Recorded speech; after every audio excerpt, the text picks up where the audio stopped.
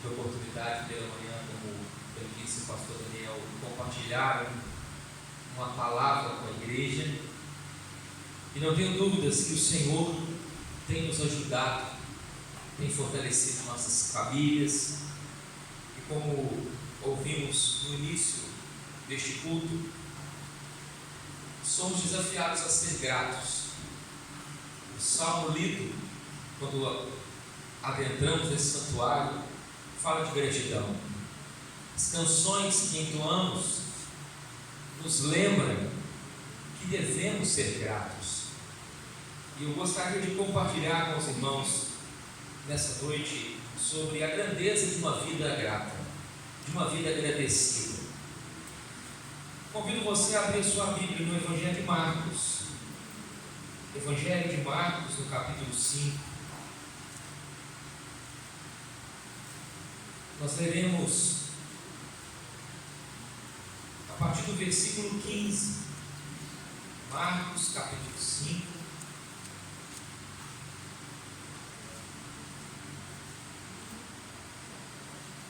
A partir do verso 15. Diz a Escritura: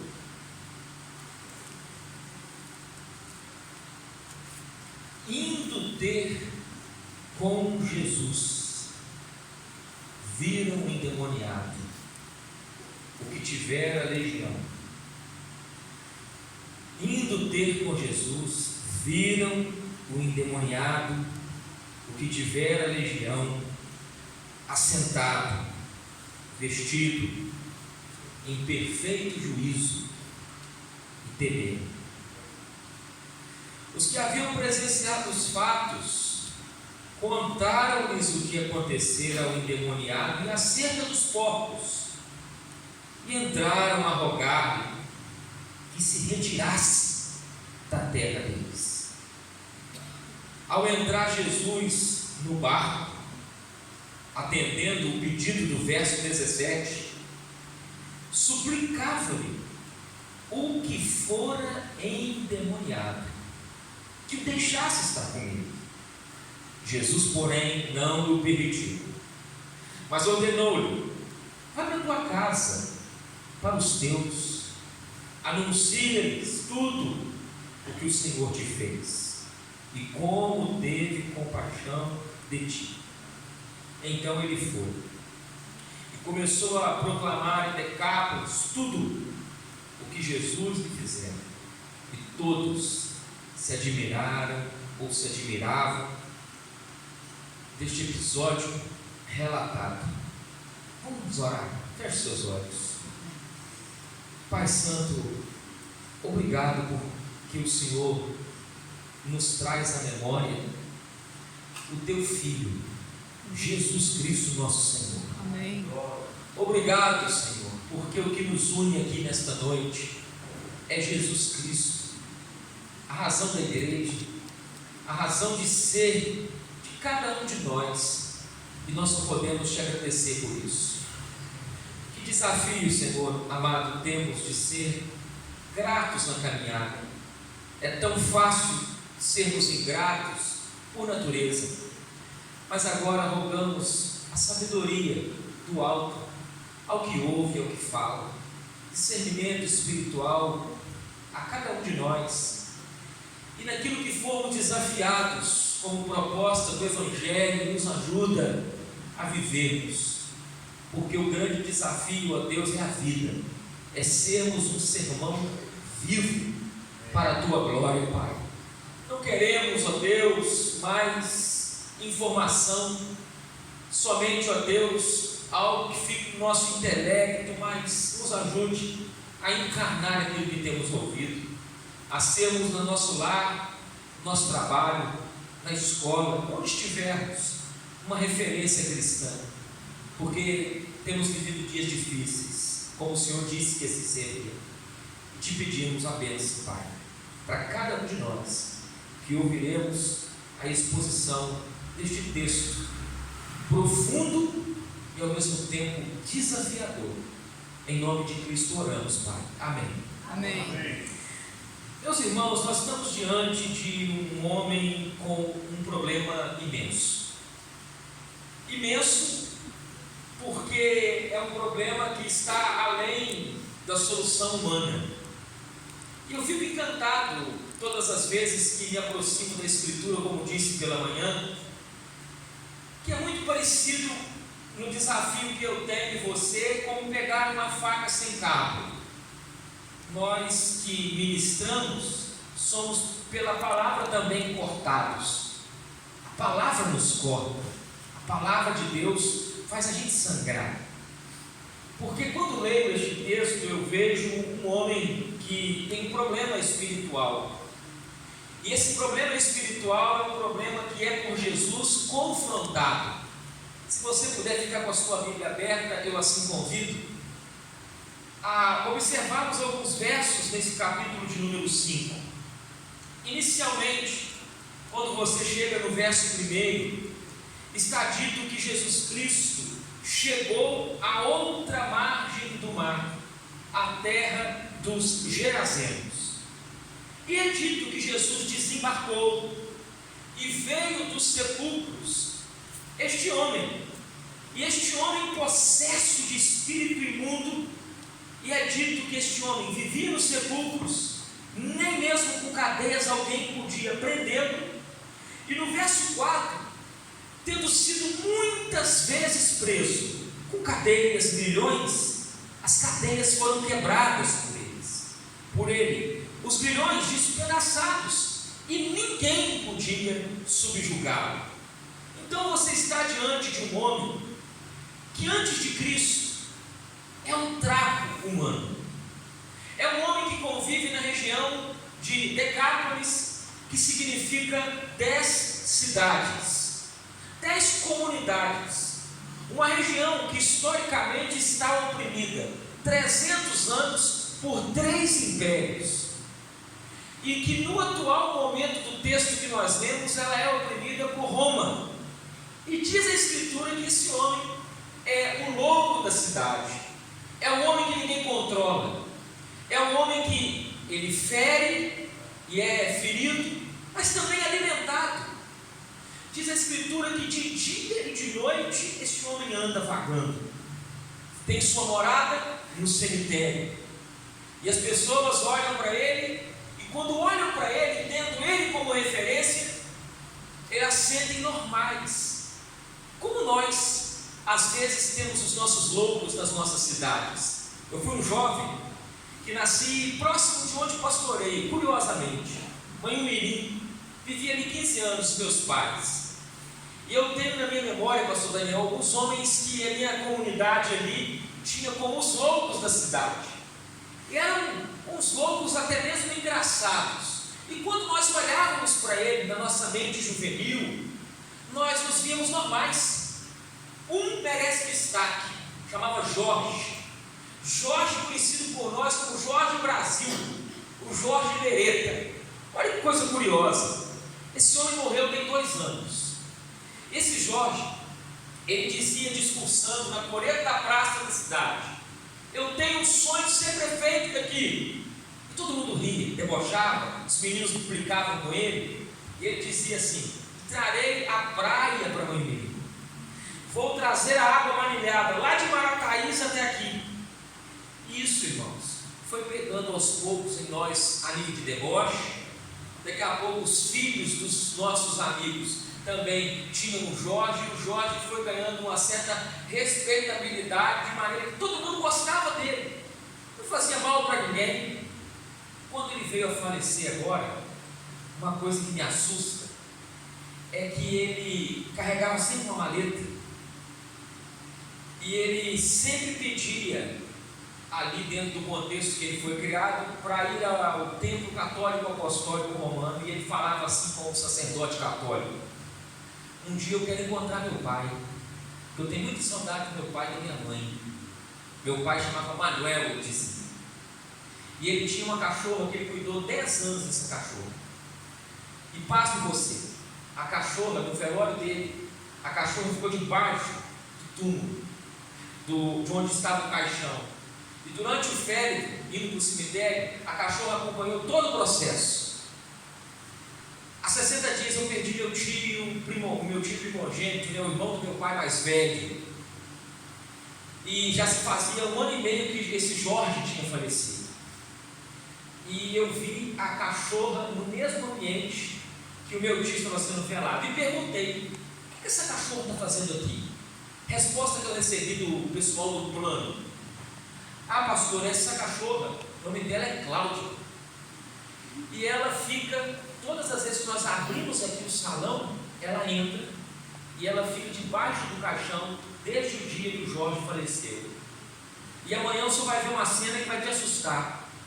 Quando for 8 horas da manhã, o sepultamento era às 9, quando parar o carro azul ali para pegar o caixão, você vai ver ela começar a chorar, e ela ruivar aqui dentro, e ela acompanha todo o trajeto com a família ou com as pessoas que estão indo sepultar um parente, vai até no cemitério e volta novamente, aguardando um próximo sepultamento. Eu fiquei a pensar: os loucos, diz Isaías, não errarão o caminho. A sua memória, provavelmente, você também tem muitos loucos. O texto que lemos é um louco que tem algo espiritual oprimido. A Bíblia diz que ele, quando é confrontado com o pisar de Jesus na terra aonde ele se encontra, ele vem ao encontro de Jesus gritando. E é dito para nós no capítulo 5, no verso 6, que de longe ele viu Jesus. E quando ele viu Jesus, ele o adorou, exclamando em alta voz: que tenho eu contigo, Jesus, Filho do Deus Altíssimo? Conjuro-te por Deus que não venha me atormentar. Porque Cristo, curiosamente, vai se tornar o libertador desse homem, mas se torna também no texto o atormentador da entidade opressora, maligna, que se encontra dita nesse capítulo e que faz assim com este homem, que quando aquela comunidade aparentemente sadia, olha para ele e se vê normal, mas o texto vai mostrando para nós que Jesus então dá uma ordem divina, e essa ordem divina está escrito: espírito imundo, sai desse homem. E perguntou-lhe: qual o teu nome? E ele respondeu: Legião, meu nome, porque somos muitos.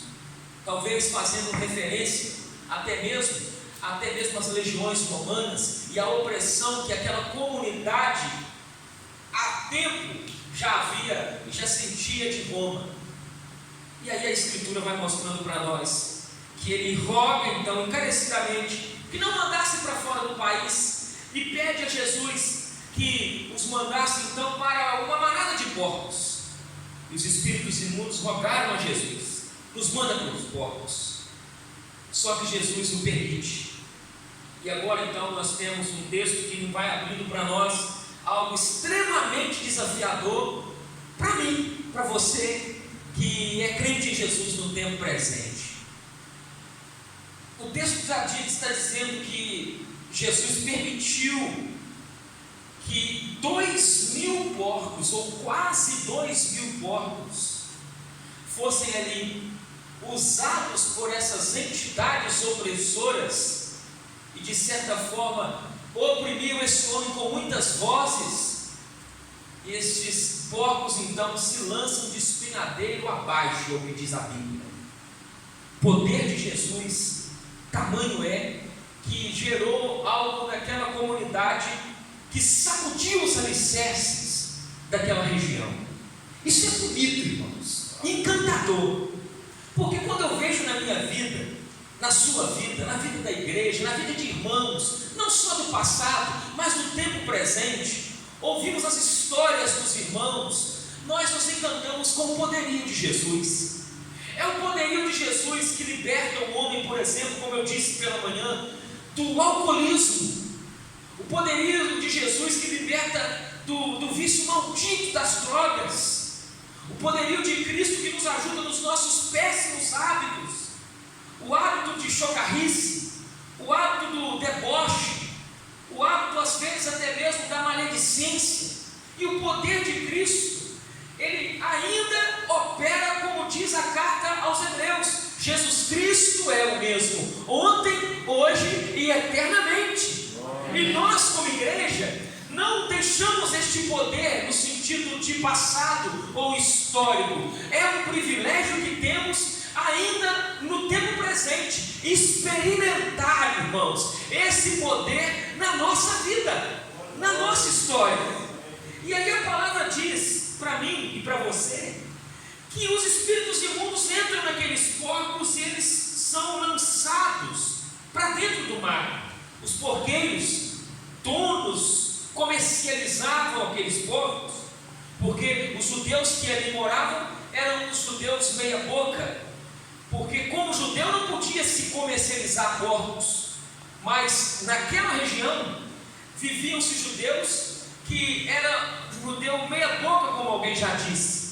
Eles de certa forma comercializavam os porcos, viviam dos porcos e faziam dinheiro com esses porcos. Então, quando se perde quase 2.000 porcos de uma só vez, diante de um quadro de libertação de um homem e diante dos pés de Jesus Cristo, o nosso Salvador, agora alguém está sendo afetado, e a comunidade que se vê sadia, que se vê bem consciente, que se vê uma comunidade que não tem realmente nenhum problema de lucidez, essa comunidade agora se volta contra Cristo. Que coisa curiosa! A Bíblia nos vai mostrando que o povo saiu para ver o que sucedera. Versículo 14 nos mostra que aí sim chegamos no versículo que lemos ao início, que indo ter com Jesus, viram o endemoniado. Eles saíram diante do objetivo deles, que era conhecer esse Cristo, esse homem. Essa notícia que nos chegou agora de que perdemos porcos, e agora então nós queremos ir ao encontro desse Jesus, queremos saber quem é Ele. E esse mesmo Jesus, que no capítulo 4, no final do capítulo, Ele acalmou a tempestade, Ele acalmou a atmosfera, Ele acalmou agora o coração humano, porque Cristo é assim. Ele tem um poder sobre a atmosfera, Ele tem um poder sobre as tempestades, Ele tem um poder sobre os mares tempestuosos, Ele tem o domínio sobre os ventos, sobre o mar, e tudo lhe obedece. Mas a boa notícia, irmãos, que não podemos esquecer, é que Ele também tem o poder sobre toda a opressão que nós sofremos, sobre os demônios que de certa forma tentam oprimir a igreja de Deus. O Senhor os tem ainda nas mãos, porque o Senhor nos venceu na cruz do Calvário, e a Bíblia Sagrada nos garante isso. Mas às vezes nós esquecemos. Como perdemos isso facilmente de nossa mente? E a Bíblia agora mostra que indo ter com Jesus, eles viram o endemoniado. E ainda diz: não sabemos o nome, não sabemos a família, não sabemos a idade desse homem. Se fosse no tempo de hoje, pegaria-se o Marcos, que foi discípulo de Pedro, e iria talvez pensar assim: vamos processar, porque está agora dizendo que eu sou um homem que agora eu estou liberto, mas para registrar colocou como eu sou endemoniado. E diz a Bíblia que viram endemoniado, que tivera a legião. E o quadro que eles viram era um quadro diferente. O quadro que Jesus se deparou quando colocou os pés naquela terra era um quadro assustador, era um quadro trevoso, de inquietação, era um quadro de alguém que carregava no seu corpo as marcas de uma opressão terrível, cadeias e grilhões que despedaçavam mediante a sua força, a sua fúria. Feria-se, ele se feria, mas também feria os outros. E se pensássemos na história desse homem, onde estão os pais desse homem quando Jesus diz: volta para casa? Quem sabe Jesus está dizendo a voltar não para casa, no sentido do seu pai, da sua mãe. Quem sabe esse problema começou quando esse homem foi um homem casado? Nós não sabemos. o que nós observamos é que Jesus agora está ali sendo visitado por uma cidade, por homens que estão se sentindo prejudicados, e que o quadro do homem é um homem que está sentado, vestido, em perfeito juízo, e por causa disso eles temem. Eles olham Jesus, mas quando eles olham para o que Jesus fez na vida daquele homem, eles se sentem agora desconfortáveis. E a pergunta que eu faço à igreja nessa noite é: por que desejar que Cristo fosse embora da sua terra? O que leva uma comunidade, uma igreja, um bairro, uma família a ter este desejo de que Cristo vá embora da sua terra? Porque é isso que diz o versículo que nós lemos no 16, que os que haviam presenciado os fatos contaram o que aconteceu ao endemoniado, contaram o que aconteceu acerca dos porcos, e eles então entraram a rogar-lhe. Rogar é clamar, pedir com veemência, e estão rogando que Jesus se retire da terra deles. E diante dessa pergunta, eu trago a primeira proposta para nós refletirmos.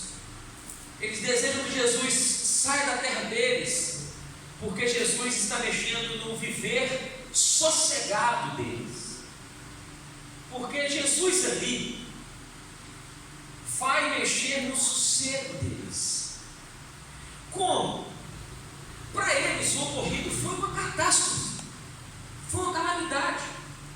Eles iriam conviver com uma catástrofe humana até aquele homem vir a óbito, se vendo como normais. Mas agora, uma vez que o homem está liberto, eles perdem cerca de 2.000 porcos, e eles se sentem então agora como homens que estão sendo mexidos nas suas estruturas a nível do seu sossego. E quando lia esse texto, e sendo confrontado por ele, e como eu disse, a igreja não é um ambiente, como eu disse pela manhã, de pessoas perfeitas. Nós somos todos aqui, a começar do que nos fala, imperfeito, carente, meus irmãos, da graça de Deus, carente de Jesus Cristo, muito. Ai de mim, se não for Jesus, diariamente. De maneira que quando nós entramos aqui, nós dependemos da Escritura Sagrada, da Bíblia, como um remédio para nós. Jesus Cristo é o médico perfeito, o médico dos médicos. Jesus disse que os sãos não precisam de médico, os doentes sim. E nós somos, na nossa natureza adâmica, nós somos adoecidos.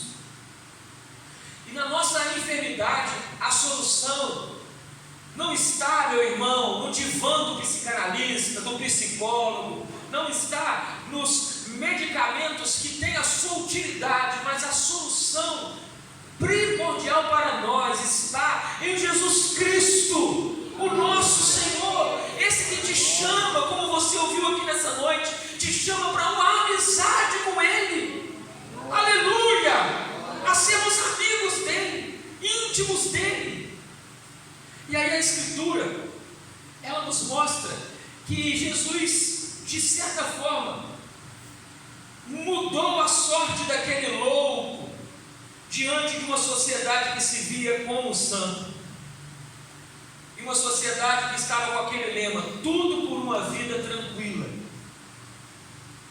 Como às vezes nós também temos esse mesmo sentimento.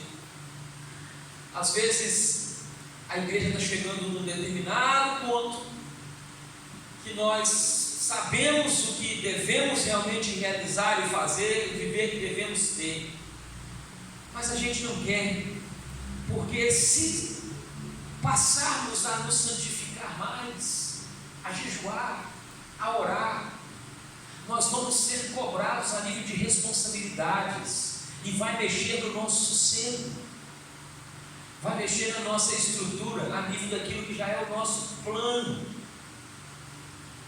E a segunda coisa que me leva a refletir do porquê que Jesus, então, de certa forma, chocou aquela comunidade, o viver sossegado, mas essa é mais gritante: o olhar daqueles homens nos lucros, o olhar daquela comunidade nos processos lucrativos. Se tem uma troca e uma barganha, se dá retorno, então aí sim eu desperto. Eles criavam porcos.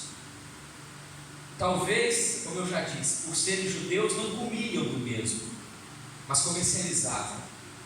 E de repente perdeu o rebanho, perdeu uma boa quantia. Constataram o quê? A gente está tendo prejuízo. Esse homem chegou até algumas horas aí, já está dando prejuízo para a gente. E que de certa forma, a gente também, quando foi chamado para vir para Cristo, uma das coisas que o Senhor toca em nós, irmãos, é no nosso olhar. Lembre-se disso. Cristo muda o nosso olhar. Eu não tenho dúvidas disso, irmãos, porque Jesus Cristo disse que se os nossos olhos forem bons, Jesus Cristo disse que os olhos são a lâmpada do corpo, e eu preciso, e você também, precisamos de um bom olhar, porque a gente vai relacionando tanto com esse mundo, que a gente vai se contaminando, irmãos, como se entrássemos num pântano sujo, e de repente a gente fosse ficando imundo nesse pântano, e nós precisamos todos os dias pedir ao Senhor que passe o sangue de Jesus em nós e nos purifique de todo pecado, porque isso entra em nós pelo que ouvimos, pelo que nós enxergamos, pelo nosso sentir, pelo nosso, até mesmo nosso cheirar. E a Escritura está dizendo que quando Jesus ele chega, ele toca também em todos aqueles que ganhavam dinheiro, mesmo que às vezes de maneira ilícita. E eu digo, muitas das vezes a igreja tem adulado e bajulado homens e mulheres que andam no ilícito, e todos que ganham dinheiro de maneira ilícita sabem que ter Cristo rondando por perto é algo perigosíssimo. É muito perigoso, porque Jesus vai falar conosco, e Ele fala mesmo, irmãos. Amém. E Ele, quando fala, fala como cantamos, como um fogo que arde em nosso coração, como os discípulos no caminho de Emaús, fazendo o caminho inverso, e ali eles disseram um ao outro: não nos ardia em nós o coração quando Ele nos falava. E meus amados irmãos, a gente poderia então pensar naquele homem que Jesus resgata, e por exemplo, ele é um vendedor acostumado com a mentira, e de repente agora Cristo resgatou, e este homem acostumado a ganhar dinheiro mentindo para os seus clientes, agora ele tem que entender que a mentira é algo grave, e que o Eterno tem prazer na verdade, tem prazer na luz, porque ter Cristo rondando é algo que mexe também nos lucros. O que vive, irmãos, nos lucros pelas vias dos juros, sabe que ter Cristo por perto é confronto. Então, quando eu observo um texto como esse, uma das coisas que, se eu pudesse linkar para a minha geração, eu fico a questionar que não haveria um Rotary mobilizando empresário para ir no cemitério e resolver o problema daquele homem. Não haveria padres e pastores e rabinos indo lá, porque eles não queriam aquele homem dentro das suas congregações. Políticos queriam prometer, né? Ano que vem, ações concretas para resolver o problema daquele homem. Mas Jesus não. Jesus resolveu o problema daquele homem naquele dia. Aleluia. Eu digo para você nessa noite, aquilo que você tem carregado como desafio, Cristo quer resolver hoje. Em nome de Jesus, Cristo deseja resolver, libertar. Não é amanhã, é hoje. Ele tem na palma da mão este poder. E eu creio que Ele está falando pela palavra dEle comigo e com você.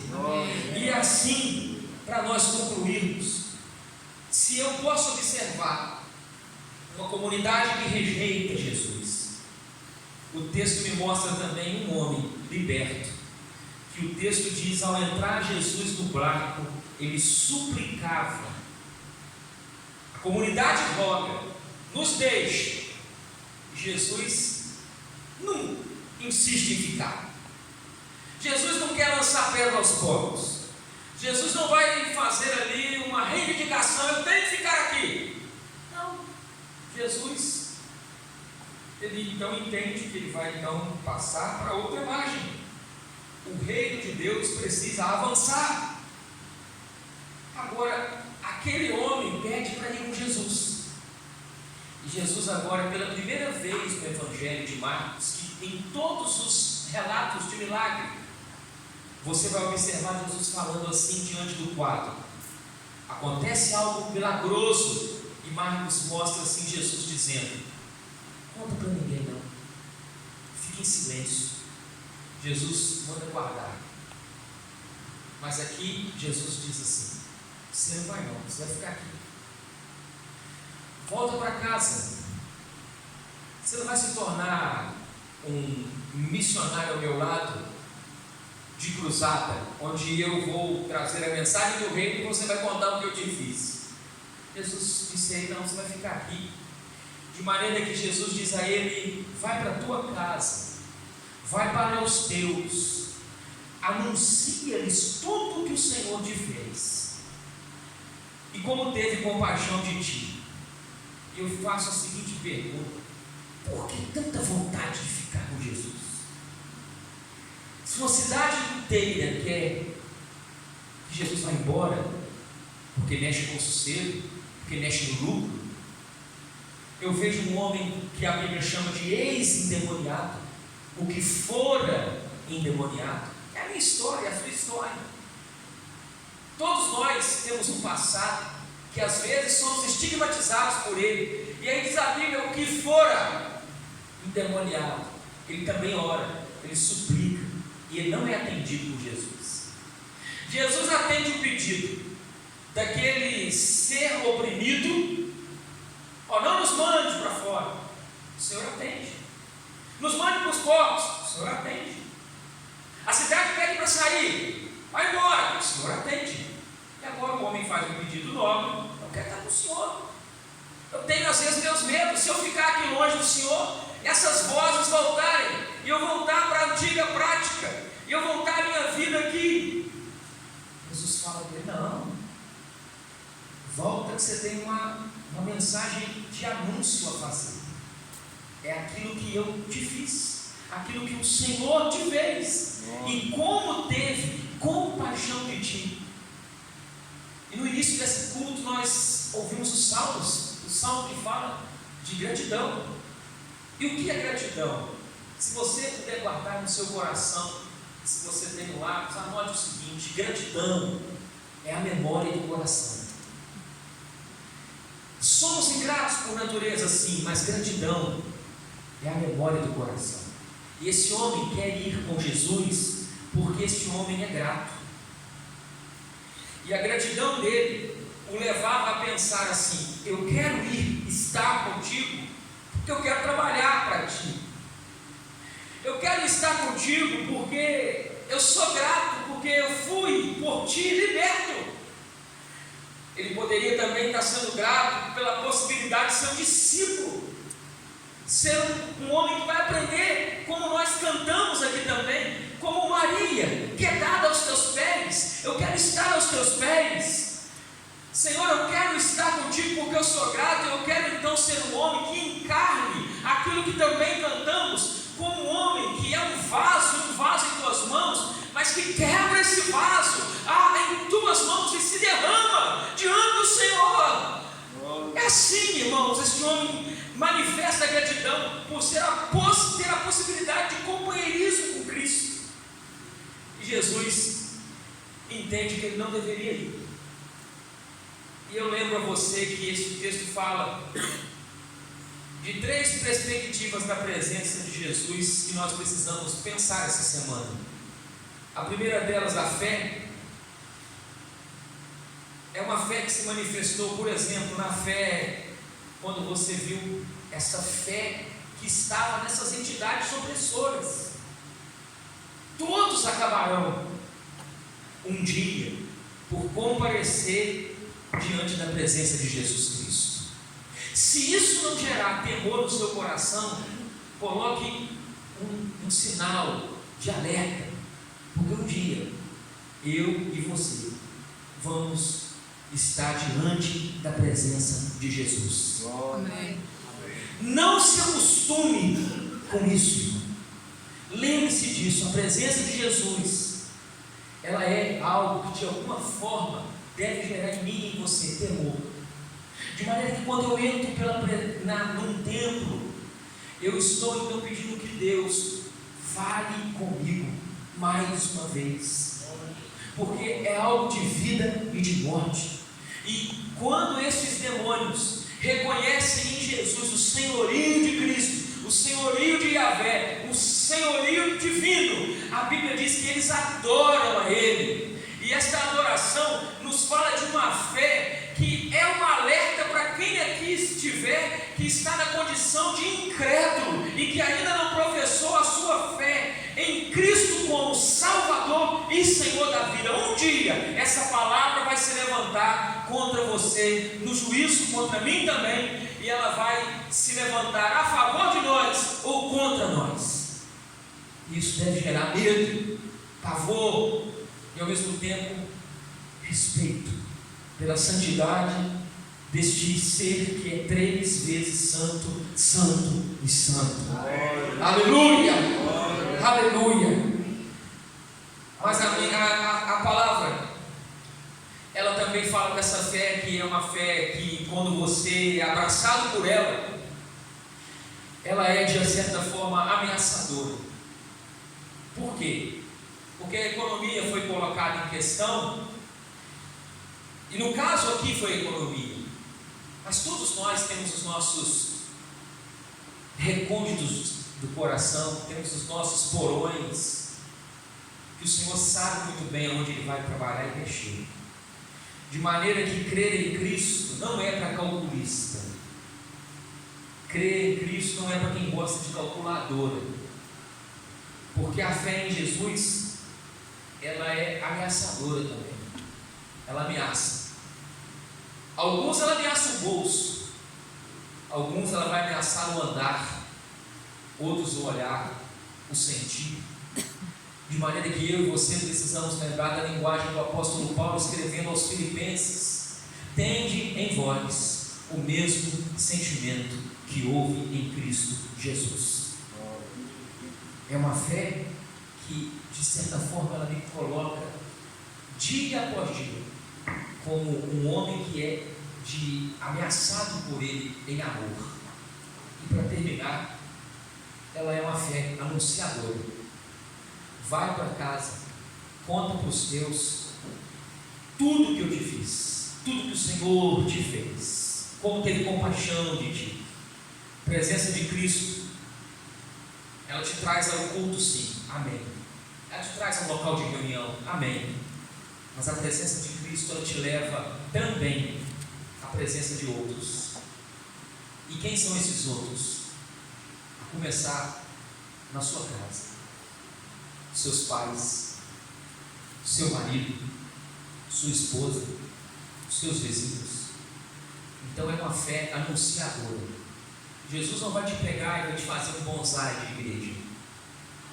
Um homem, uma mulher que se torna sal de saleiro. Mas o Senhor nos faz homens e mulheres que vão temperar uma sociedade perversa, corrupta, no qual o Senhor tem os seus, e Ele quer usar a cada um de nós, irmãos. Amém. É uma fé que anuncia. E diante desse quadro, eu preciso orar com você. Não por você, porque me vejo parte também dessa oração, mas orar com você e entendendo que Deus pode nos ajudar nessa tarefa missionária. A gratidão é memória do coração.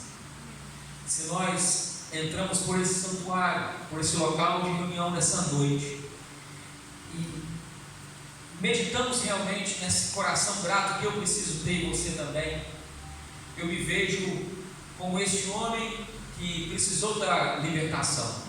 E há homens e mulheres aqui assim também. Não é uma libertação, talvez, para alguns, do quadro que esse homem vivia, mas talvez você tenha enfrentado feridas, que você tem se machucado e tem machucado outros, e só Jesus pode mudar o quadro da sua história. Em nome de Jesus. O mundo continua essa metáfora de Gadara. O mundo é isso aí. O mundo sempre vai valorizar mais porcos do que pessoas.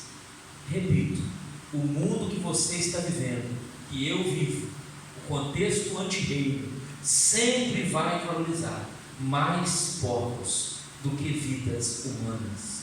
Por isso o homem hoje vale muito, muito, muito, muito. Como disse Jesus, um homem, uma alma vale mais do que o mundo inteiro. Isso é evangelho. Mas nós temos a coragem de pegar um cavalo no Texas e o valor dele dá para comprar 150 crianças na Líbia. Diante de uma situação de um cavalo texano, você com aquele recurso compra 150 crianças na Líbia, por exemplo. Deus tem misericórdia de nós. Deus nos ajude. Em nome de Jesus. Amém. Vamos fechar nossos olhos. Pedir a Deus que continue nos ajudando. Logo depois o pastor Daniel tem volta a palavra a ele. Pai Santo, Pai bom, Pai perfeito. Amém.